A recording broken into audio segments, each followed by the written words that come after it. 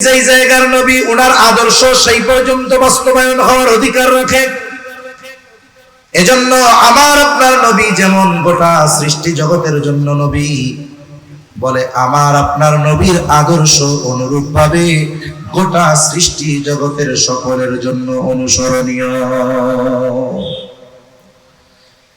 তাহলে 2 নম্বর বিষয়টা কি? বলে তার মধ্যে কি গুণ থাকতে হবে? 1 নম্বর, যিনি গোটা সৃষ্টি জগতের জন্য অনুসরণীয় হবেন, তিনি গোটা সৃষ্টি জগতের জন্য প্রেরিত হবেন। এই গুণ আমার আপনার নবীর মধ্যে আছে, ঠিক কিনা বলেন?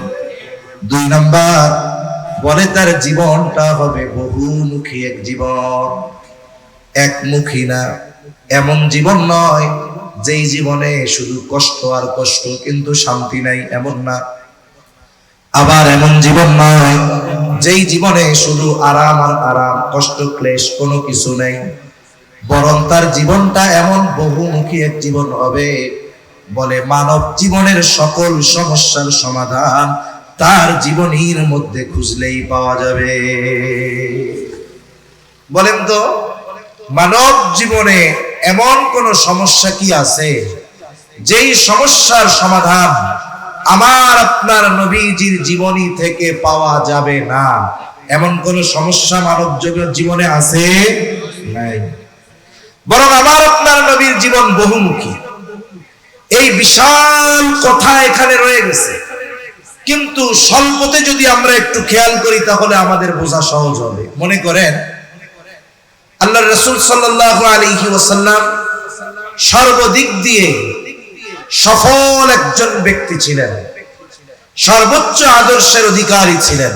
মনে করেন একজন চিন্তা করছে সে বিবাহ করবে, বিবাহ করলে সে তো একজনের স্বামী হবে।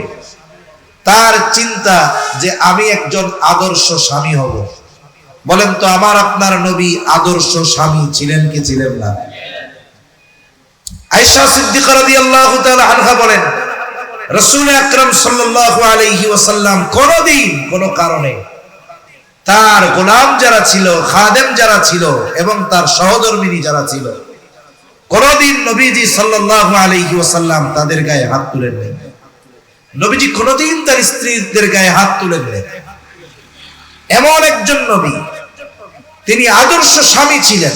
এখন একজন চিন্তা করতেছে আমিও আদর্শ স্বামী হতে চাই, কিন্তু তার চিন্তা হলো আমি আদর্শ স্বামী হওয়ার গুণ মুহাম্মাদুর রাসূলুল্লাহ সাল্লাল্লাহু আলাইহি ওয়াসাল্লাম থেকে না নিয়ে ঈসা আলাইহিস সালাম থেকে আমি এই গুণটা গ্রহণ করব।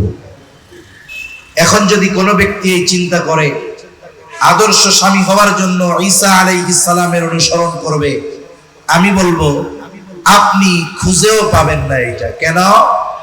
বলে আল্লাহ তাআলা ঈসা আলাইহিস সালামকে জমিন থেকে আসমানে উঠিয়ে নিয়ে যাওয়ার আগ পর্যন্ত যতদিন উনি দুনিয়ায় ছিলেন উনি বিবাহই করেন নাই। এখন যে বিবাহ করে নাই তার থেকে আপনি কেমনে আদর্শ স্বামীর গুণ গ্রহণ করবেন? এটা কি সম্ভব? সম্ভব না, কারণ উনি বিবাহই করেন, উনি কারো স্বামী হন না। তাইলে ওনার থেকে আপনি আদর্শ স্বামী কেমনে হবেন?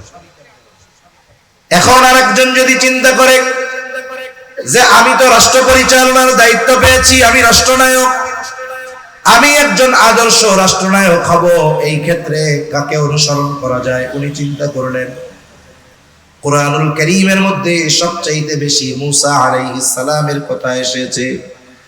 আমি আদর্শ রাষ্ট্রনায়ক হওয়ার জন্য মুসা আলাইহিস সালামের অনুসরণ করব, তার থেকে আদর্শ আমি গ্রহণ করব। আমি বলি আপনি কিয়ামত পর্যন্ত পাবেন না। কেন? বলে মুসা আলাইহিস সালাতু ওয়াস সালামকে আল্লাহ তাআলা রাষ্ট্র পরিচালনার দায়িত্ব দেন নাই। যিনি রাষ্ট্র পরিচালনা করেন নাই তার থেকে আপনি কেমনে এটা গ্রহণ করবেন? কিন্তু বলেন তো আমার আপনার নবী রাষ্ট্র পরিচালনার দায়িত্ব পালন করেছেন কি করেন না? কেউ যদি মনে করে যে আমার আপনার নবী শুধু মসজিদে নববীর ইমামতি করেছেন, এটা তার নিতান্তই ভুল ধারণা। আমার আপনার নবী মসজিদে নববীর মেম্বারে বসে রাষ্ট্র পরিচালনা করেছেন, ঠিক কিনা বলুন? এইরকম ভাবে আমি আপনি যদি আমার আপনার জীবনের প্রত্যেকটা দিক উত্তম উত্তম আদর্শের আলোকে সাজাতে চাই, আমাকে আমার আপনার নবীর জীবনের দিকে নজর দিতে হবে। কারণ আমার আপনার নবীর হায়াত এমন এক হায়াত, এমন এক জীবন, মানব জীবনের সকল কিছুর সমাধান একমাত্র আমার আপনার নবীর জীবনীতেই পাওয়া যায়। তাহলে এক নম্বর গুণ বলতেছিলাম যে তিনি গোটা সৃষ্টি জগতের সকলের জন্য প্রেরিত হবেন। দুই নম্বর বলে তার জীবন হবে বহুমুখী এক জীবন, যেই জীবনে সব কিছুর সমাধান পাওয়া যাবে। এজন্য রাসূল আকরাম সাল্লাল্লাহু আলাইহি ওয়াসাল্লামের সিরাত, রাসূল সাল্লাল্লাহু আলাইহি ওয়াসাল্লামের জীবনী, এটা বহুমুখী এক জীবনী। কেউ যদি চায় যে আমি একজন আদর্শ যুবক হব, বলেন তো নবীজির জীবন আদর্শ থেকে আদর্শ যুবক হওয়ার পদ্ধতি পাওয়া যাবে কি যাবে না? কেউ যদি চায় আমি আদর্শ একজন বিচারক হব, বলেন তো নবীজির জীবন থেকে আদর্শ বিচারকের গুণাবলী পাওয়া যাবে কি যাবে না? তাহলে মানব জীবনের এমন কোনো দিক নাই যেই দিকটা আপনি আমার আপনার নবীর জীবনে পাবেন না। এমন এক জামে মানে এক জীবন আল্লাহ তাআলা আমার আপনার নবীকে দান করেছেন। এটা আমার আপনার নবীর আগে আল্লাহ তাআলা কাউকে দান করেননি। তিন নাম্বার, তার দ্বারা আল্লাহ তাআলা এমন কিছুর পূর্ণতা প্রদান করবে যা তার আগে পূর্ণতা লাভ করে নাই। এখন আমার আপনার নবীর দ্বারা আল্লাহ তাআলা কোন কোন বিষয়ের পূর্ণতা প্রদান করেছেন যা আল্লাহ তাআলা আমার আপনার নবীর আগে পূর্ণতা দেন নাই। গুরুত্বপূর্ণ কয়েকটা বিষয়ের কথা বলি। আমার আপনার নবীর দ্বারা আল্লাহ তাআলা যেই সমস্ত বিষয়ের পূর্ণতা দিয়েছেন তার মধ্যে এক নম্বরে হলো শরীয়ত, দুই নম্বর আল্লাহ তাআলা পূর্ণতা দিয়েছেন নিয়ামত, তিন নম্বর দিয়েছেন আল্লাহ তাআলা নবুয়ত, চার নম্বরে পূর্ণতা প্রদান করিয়েছেন আখলাকের, উত্তম আখলাকের পূর্ণতা। আল্লাহ তাআলা কোরআনুল কারীমের মধ্যে বলেন আল-ইয়াওমা আকমালতু লাকুম দীনাকুম ওয়া আতমামতু আলাইকুম নি'মাতি ওয়া রাদিতু লাকুমুল ইসলাম দীনা। আল্লাহ রাব্বুল আলামিন বলেন আল-ইয়াওমা আকমালতু লাকুম দীনাকুম। পবিত্র কোরআনুল কারীমের সূরা মায়েদার 3 নম্বর আয়াতের একটি অংশ এটা। এই আয়াতের ব্যাপারে তাফসীরে মাআরিফুল কোরআনের মধ্যে এসেছে, একদিন একজন ইহুদি আমার আপনার নবীর কাছে এসে আমার আপনার খলিফাতুল মুসলিমিন হযরত ওমর রাদিয়াল্লাহু তাআলা আনহুর কাছে এসে বলে, খলিফাতুল মুসলিমিন, আপনাদের কোরআনে আল্লাহ তাআলা এমন একটা আয়াত নাযিল করেছেন, বলে ওই আয়াতটা যদি তাওরাতে নাযিল হতো, যেই দিন নাযিল হতো ওই দিনটাকে আমরা ঈদের দিন বানায় নিতাম। ইহুদি এসে খলিফাতুল মুসলিমিন হযরত ওমর রাদিয়াল্লাহু তাআলা আনহুর কাছে এই কথা বলতেছে। হযরত ওমর রাদিয়াল্লাহু তাআলা আনহু বলেন, কোন আয়াত?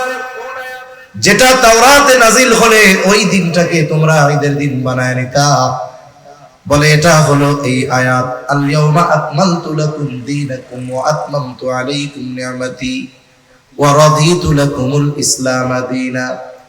হযরত ওমর রাদিয়াল্লাহু তাআলা আনহু বলেন, আল্লাহর কসম, এই আয়াত কোন দিন কোথায় কার উপরে নাযিল হয়েছে আমি জানি।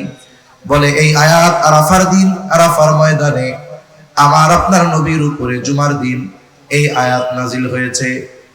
এমন গুরুত্বপূর্ণ একটা আয়াত, তার মানে দিন পূর্ণতার ঘোষণা আল্লাহ তাআলা আমার আপনার নবীর মাধ্যমেই করেছেন।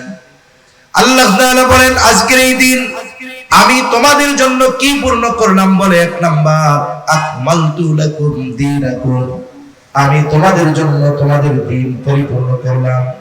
দিন শব্দের অর্থ হলো জীবন ব্যবস্থা, তার মানে আমার গোটা হায়াত কিভাবে পরিচালিত করতে হবে, একেবারে জন্ম থেকে নিয়ে মৃত্যু পর্যন্ত কিভাবে এই গোটা হায়াত পরিচালিত হবে, বলেন তো এই ব্যাপারে পূর্ণতা আল্লাহ তাআলা দিয়েছেন কি দেন না?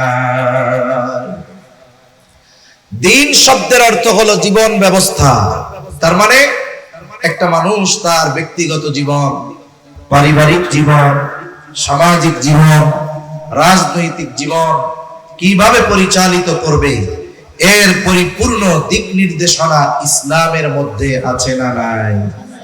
এজন্য যারা বলে ইসলামে এইটা নাই সেইটা নাই, এই মানুষগুলো আসলে ইসলাম সম্পর্কে তাদের ধারণা না থাকার কারণে তারা এই কথা বলে, ঠিক কিনা বলে? এই পৃথিবীতে যত ধরনের অনাচার অবিচার আছে, যত ধরনের সমস্যা আছে, মনে রাখবেন হাজারো তন্ত্র মন্ত্র প্রতিষ্ঠিত হবে, আল্লাহর কসম, যতদিন পর্যন্ত না আমরা কোরআন এবং সুন্নাহর আলোকে ব্যক্তিগত জীবন থেকে নিয়ে রাষ্ট্রীয় জীবন পর্যন্ত কোরআন এবং সুন্নাহকে প্রতিষ্ঠিত না করতে পারবো, আল্লাহর কসম, ততদিন পর্যন্ত পরিপূর্ণ শান্তি এই পৃথিবীতে আসবে না। মানব রচিত যত নীতিমালা আছে, তন্ত্র মন্ত্র আছে, এগুলো সাময়িক সময়ের জন্য হয়তো আমাদেরকে দেখাবে কল্যাণকর, কিন্তু এগুলো দীর্ঘস্থায়ী চিরস্থায়ী শান্তির কোনো ব্যবস্থা করতে পারবে না যতক্ষণ না আমরা আমাদের গোটা হায়াতকে কোরআন সুন্নাহর আলোকে সুসজ্জিত করব, ঠিক কিনা বলে? তাহলে আল্লাহ তাআলা আমার আপনার নবীর মাধ্যমে এক নম্বরে পূর্ণতা দিয়েছেন দ্বীনের মধ্যে, আল ইয়াউমা আকমালতু লাকুম দীনাকুম। এরপরে আল্লাহ তাআলা বলেন ওয়া আতমামতু আলাইকুম নি'মাতি। দ্বীন পূর্ণতার প্রদানের পাশাপাশি আল্লাহ তাআলা বলেন আমি আজ তোমাদের জন্য আমার নিয়ামত সমূহের পূর্ণতা প্রদান করলাম। এখানে দুইটা শব্দ পাশাপাশি, একটা হলো দ্বীন আর একটা হলো নিয়ামত। কেন? এটার বিষয়টা হলো এইরকম, বলে যারাই পরিপূর্ণ দ্বীন মেনে চলবে ওই মানুষগুলোই পরিপূর্ণ নিয়ামত ভক্ষণ করতে পারবে।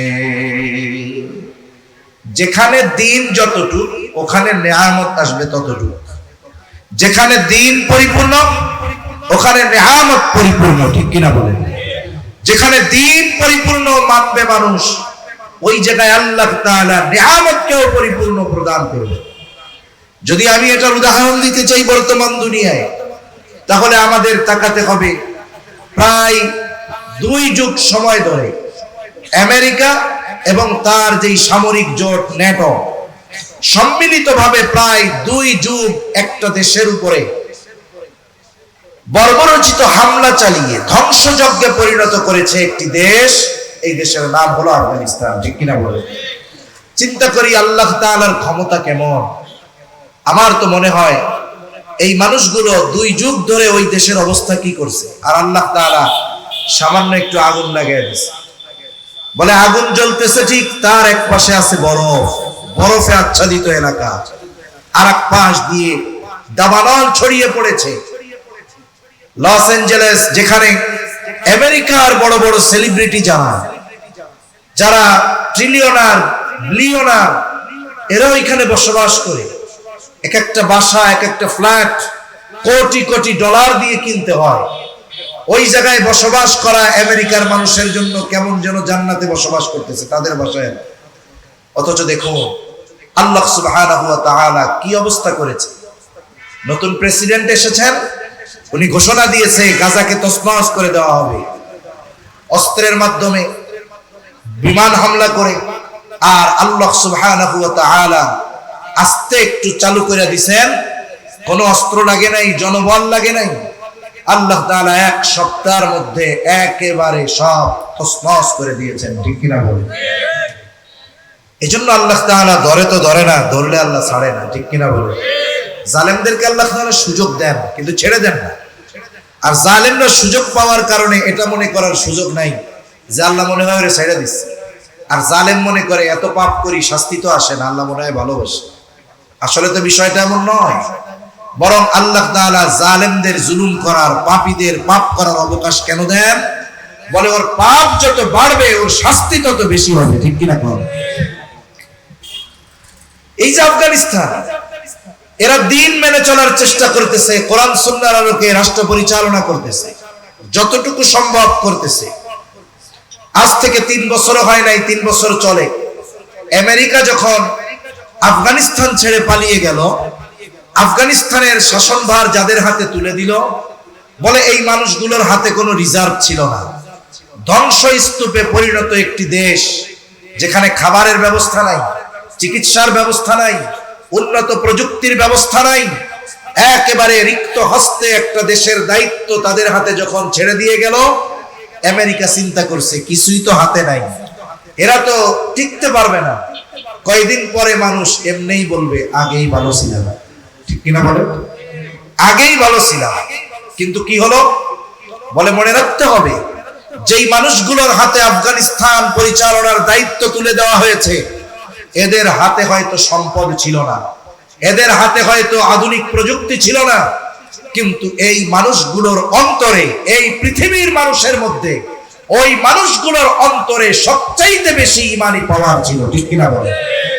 এই মানুষগুলো তাকওয়ার দিক দিয়ে সর্বোচ্চ শিখরে ছিল, যার কারণে কি হলো? 3 বছর অতিবাহিত হতে পারে নাই এখনো, তারা তাদের কৃষি ক্ষেত্রে বিপ্লব, তেলের খনি আবিষ্কার হচ্ছে, সাথে সাথে ওই দেশের উৎপাদিত জুস গোটা পৃথিবীর উন্নত দেশগুলো আগের থেকে অর্ডার করে কিনে নিয়ে যাচ্ছে, কৃত্রিম খাল খনন করে কৃষি ক্ষেত্রে বিপ্লব তারা ঘটাচ্ছে। সাথে সাথে দেখলাম প্রযুক্তির দিক দিয়ে কি উন্নত, সর্বাধুনিক প্রযুক্তির গাড়ি তারা আবিষ্কার করতেছে। এই পৃথিবীতে সম্প্রতি সময়ে যতগুলো দেশ অর্থনৈতিক দিক দিয়ে সমৃদ্ধিশালী হচ্ছে, এর মধ্যে আফগানিস্তানের মুদ্রার মান সময়ের সাথে সাথে সবচেয়ে বেশি বেড়েছে। আমাদের দেশের সাংবাদিকেরা আফগানিস্তান নিয়ে ট্রল করত, কিন্তু কি হলো? বলে মনে রাখবেন, ওই আফগান মুদ্রার দাম বাংলাদেশের মুদ্রার দ্বিগুণ, ঠিক কিনা বলেন? এজন্য রাষ্ট্র যখন একদল দিনদার মানুষের হাতে পরিচালনার দায়িত্ব যখন গেছে, রাষ্ট্র পরিচালনা, এই মানুষগুলো ইমানের দিক দিয়ে শীর্ষে, তাকওয়ার দিক দিয়ে শীর্ষে, দেশের মানুষগুলো ইমান তাকওয়ার দিক দিয়ে শীর্ষস্থানে অবস্থান করার কারণে আল্লাহ তাআলা তাদের জন্য আসমান এবং জমিনের বরকতের দরজাগুলো খুলে দিয়েছে, ঠিক কিনা বলেন?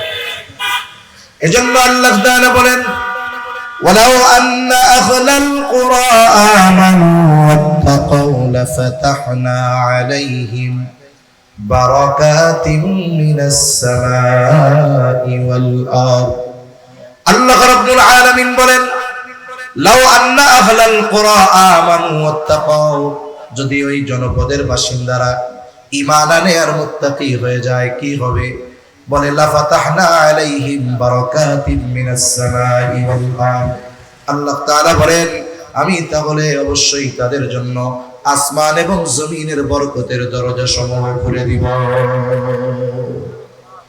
তারা যেহেতু দিন মেনে চলার চেষ্টা করতেছে, এজন্যই আল্লাহ তাআলা তাদের জন্য আসমান জমিনের বরকতের দরজা সমূহ খুলে দিয়েছে। তা না হলে রিক্ত হস্তে এই আধুনিক বিশ্বে 2 বছর রাষ্ট্র পরিচালনা করা অসম্ভব ছিল, বরং সময়ের সাথে সাথে সব দিক দিয়ে তাদের উন্নতি অগ্রগতি আমরা দেখতে পাচ্ছি, ঠিক কিনা বলেন? এই পৃথিবীর মুসলমান যারা, তাদের যদি ন্যূনতম বোধ জ্ঞান আকল থাকতো, এই দৃশ্য দেখে তারা শিক্ষা নিত, যেখানে আমেরিকা সহ পৃথিবীর সর্বাধুনিক সমরাস্ত্রে সুসজ্জিত সেনাবাহিনী প্রায় 2 যুগ ধরে হামলা চালিয়েও এই পৃথিবী থেকে তাদেরকে নিশ্চিহ্ন করতে পারে নাই, বরং 2-3 বছরের মাথায় একদল ইমানদার রাষ্ট্র পরিচালনার দায়িত্ব নেওয়ার কারণে এই পৃথিবীর মধ্যে উন্নতি অগ্রগতি সব দিক দিয়ে তারা মাথা উঁচু করে দাঁড়িয়ে যাচ্ছে। এই খেয়াল যদি গোটা পৃথিবীর মুসলমানেরা কমপক্ষে করত, আমাদের কিছু বলা লাগতো না। ওই সাধারণ মানুষগুলোই ইসলাম প্রতিষ্ঠার জন্য সবচেয়ে বড় ভূমিকা রাখতো, ঠিক কিনা বলেন? কিন্তু আফসোস, এই অনুধাবন, এই চিন্তা আমাদের মধ্যে আসুক, এটা ইসলাম বিদ্বেষীরা চায় না। আমি শুধু কাফেরদের কথা বলবো না, মনে রাখবেন এই সমাজে অনেক মানুষ আছে, সে লা ইলাহা ইল্লাল্লাহ বলে, মসজিদে নামাজ পড়ে, রোজা রাখে, তাহাজ্জুদ পড়ে, কিন্তু চায় না যে ইসলাম রাষ্ট্রীয়ভাবে প্রতিষ্ঠা হোক। এরকম মানুষ সমাজে আছে না? নাই, অভাব নাই এই ধরনের মানুষের। তাহলে আল্লাহ তাআলা আমার আপনার নবীর মাধ্যমে শরীয়তের পূর্ণতা প্রদান করেছেন, নিয়ামতের পূর্ণতা প্রদান করেছেন। 3 নাম্বার, আল্লাহ তাআলা আমার আপনার নবীর দ্বারা নবুয়তের পূর্ণতা প্রদান করেছেন। আল্লাহ তাআলা বলেন, মা কানা মুহাম্মাদুন আবা আহাদিন মির রিজালিকুম ওয়ালাকিন রাসূলুল্লাহি ওয়া খাতামান নবিয়্যিন। আল্লাহ তাআলা বলেন মুহাম্মদ সাল্লাল্লাহু আলাইহি ওয়াসাল্লাম কোন পুরুষের পিতা নন, ওয়ালাকিন রাসূলুল্লাহ, তিনি হলেন আল্লাহর রাসূল, ওয়া খাতামান নবিয়্যিন, তিনি হলেন শেষ নবী। আমার আপনার নবী শেষ নবী, এই ঘোষণা কার? জোরে বলেন। আমার আপনার নবীও বলেন আনা খাতামুন নবিয়্যিন লা নাবিয়্যা বাদি, আমি শেষ নবী, আমার পরে আর কোনো নবী নাই, আমি শেষ নবী। এখন আমাদের দেশে একদল আছে, গোটা পৃথিবীতে ছড়িয়ে ছিটিয়ে আছে, তারা বলতে চায় আমার আপনার নবীর পরেও নাকি নবী আছে। মনে রাখতে হবে মুসলমানদের মধ্যে অনেক ইখতিলাফ আছে, মতানৈক্য আছে, কিন্তু আমার আপনার নবী যে শেষ নবী এই ব্যাপারে ঈমানদারদের মধ্যে কোনো মতানৈক্য নাই। সুতরাং যেই সম্প্রদায় বলতে চায় আমার আপনার নবীর পরে নবী আছে, যেমন কাদিয়ানী গ্রুপ বলে গোলাম মুহাম্মদ কাদিয়ানীও নবী, বলে এই বিশ্বাস যারা অন্তরে লালন করতেছে এরা যে কাফের, কোনো সন্দেহ আছে নাকি? জোরে বলে। কাদিয়ানীরা এই বিশ্বাস অন্তরে লালন করে গোলাম মুহাম্মদ কাদিয়ানীও নবী। কথা হলো একটা মানুষের বেঈমান হওয়ার জন্য গোটা কোরআন স্বীকার করা লাগবে না, একটা পৃষ্ঠা স্বীকার করা লাগবে না, একটা রুকু স্বীকার করা লাগবে না, একটা আয়াত স্বীকার করা লাগবে না। একটা মানুষের কাফের হওয়ার জন্য কোরআনের একটা নুকতা অবিশ্বাস করাটাই যথেষ্ট।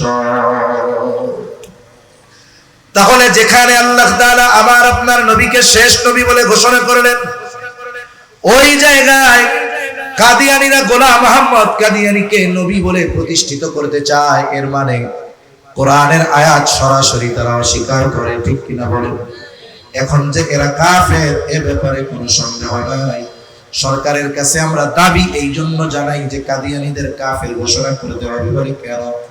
ঘোষণা করলেও কাফের, না করলেও কাফের। তবে ঘোষণা করার প্রয়োজন কেন? কারণ এরা কুফরি আকীদা লালন করে মুসলিম পরিচয়ে আমাদের সমাজে বসবাস করে মুসলমানদের ঈমান ধ্বংসের খেলায় লিপ্ত হয়েছে। এই জন্য আমরা বলি তারা এই দেশে বসবাস করুক, অসুবিধা নাই, রাষ্ট্রীয় সুযোগ সুবিধা গ্রহণ করুক, কোনো অসুবিধা নাই, তবে মুসলিম পরিচয় নয় বরং কাফের পরিচয়ে তাদের বসবাস করতে হবে। কুফরি বিশ্বাস লালন করে ইমানদারের পরিচয় দিবে, এটা তো মেনে নেওয়া যাবে না। এই ধোঁকাবাজির কারণে এদের পরিচয় সুস্পষ্ট করার দরকার। এই জন্যই রাষ্ট্রীয়ভাবে কাদিয়ানীদের কাফের ঘোষণা করা দরকার, ঠিক কিনা বলেন? এদেশে হিন্দু ভাইরা বসবাস করে, আমাদের কোনো আপত্তি নেই, রাষ্ট্রীয় সুযোগ সুবিধা তারা গ্রহণ করতেছে হিন্দু পরিচয়। খ্রিস্টান বসবাস করতেছে খ্রিস্টানের পরিচয়, বৌদ্ধ বসবাস করতেছে বৌদ্ধর পরিচয়। আর এই মানুষগুলো কুফরি বিশ্বাস আকীদা লালন করে সমাজে মুসলিম পরিচয়ে বসবাস করবে আর মুসলমানদের মধ্যে বিভ্রান্তি সৃষ্টি করবে, ইমানদারদের ঈমান নিয়ে খেলায় মেতে উঠবে। এই সুযোগ দেওয়ার সুযোগ নাই, ঠিক কিনা বলেন? এজন্য তাদের রাষ্ট্রীয়ভাবে কাফের ঘোষণা করা এটা রাষ্ট্রের উপরেই দায়িত্ব। 4 নম্বরে আমার আপনার নবীর দ্বারা আল্লাহ তাআলা উত্তম আখলাকের পূর্ণতা প্রদান করেছেন। আমার আপনার নবীর আগে যত নবী এসেছে সব নবী উত্তম আখলাক ওয়ালা নবী, কোনো সন্দেহ নাই। কিন্তু আমার আপনার নবী শুধু উত্তম আখলাক ওয়ালা নবী নয়, শুধু উত্তম চরিত্র ওয়ালা নবী নয়, বরং আমার আপনার নবী হলেন উত্তম চরিত্রে পরিপূর্ণতা প্রদান করনেওয়ালা নবী। আমার আপনার নবীজির চারিত্রিক সনদ দুনিয়ার কোন মানুষ দেয় নাই। এখন তো আমাদের সমাজে এমন হয়, আমার আপনার এলাকার সবচাইতে বড় বুজুর্গ ব্যক্তির চারিত্রিক সত্যায়ন পত্র আনার জন্য যাইতে হয় ওই এলাকার সবচাইতে দুশ্চরিত্রওয়ালা মানুষের কাছে, ঠিক কিনা বলেন? সমাজের সবচাইতে খারাপ মানুষ সবচাইতে ভালো মানুষের চারিত্রিক সত্যায়ন করে যে লোকটা খুব ভালো, কিন্তু আমার আপনার নবীর চারিত্রিক সত্যায়ন যিনি করেছেন তিনি কে? আরো জোরে কে? আল্লাহ তাআলা বলেন ওয়া ইন্নাকা লাআলা খুলুকিন আযীম। আল্লাহ তাআলা বলেন আপনি মহান চরিত্রে অধিষ্ঠিত। আর আমার আপনার নবীজিও বলেন ইন্নামা বুইসতু লিউতাম্মিমা মাকারিমাল আখলাক। নবীজি বলেন আমাকে উত্তম চরিত্রে পরিপূর্ণতা প্রদানার্থে প্রেরণ করা হয়েছে।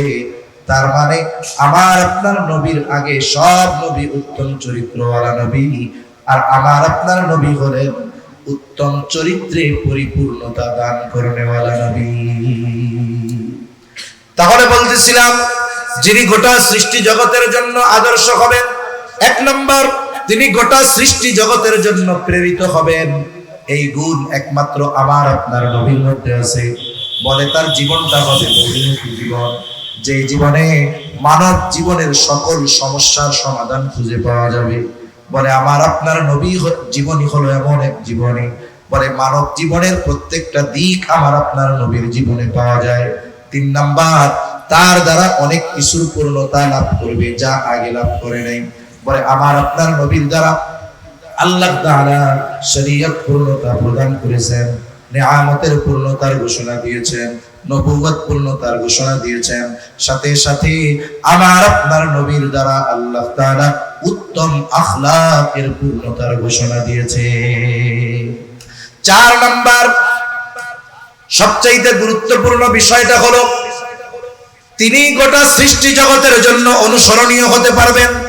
বলে তার উপরে আল্লাহ তাআলার পক্ষ থেকে প্রেরিত যে ওহীর বিধান, এটা তার উম্মতের কাছে নির্ভুলভাবে সংরক্ষিত থাকতে হবে।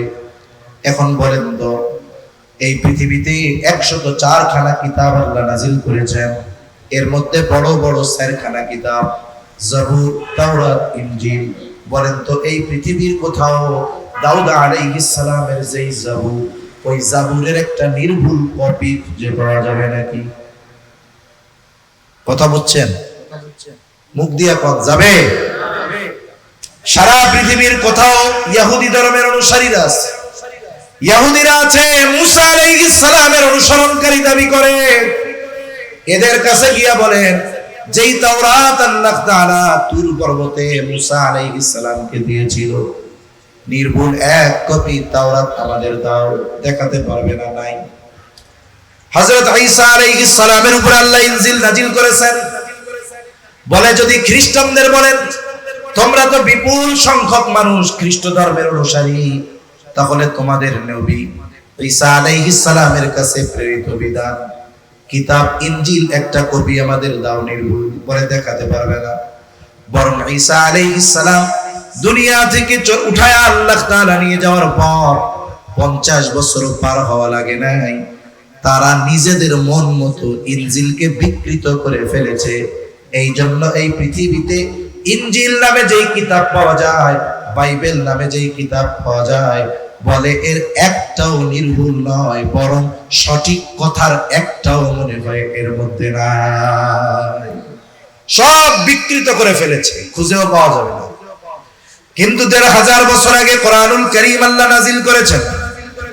1500 বছর পার হয়ে গেছে, কোরআনের একটা শব্দ বহুদূর, একটা নুক্তাও পরিবর্তন হয় নাই। ঠিক কিনা বলে?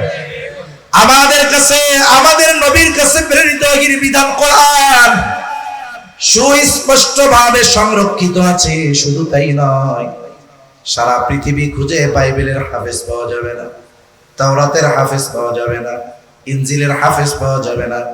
কিন্তু যদি গোটা পৃথিবী থেকে কোরআনের কপিগুলো পুড়িয়েও ফেলে দেওয়া হয়, 1 দিন 2 দিনও লাগবে না।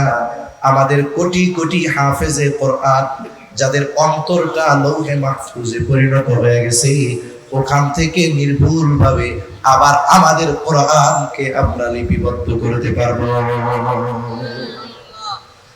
তাহলে আমাদের নবীর কাছে প্রেরিত ওহীর বিধান আমাদের কাছে নির্ভুল ভাবে সংরক্ষিত আছে। শুধু তাই না, বলে ওই নবীর গোটা জীবন আদর্শ তাদের কাছে সংরক্ষিত রাখতে হবে।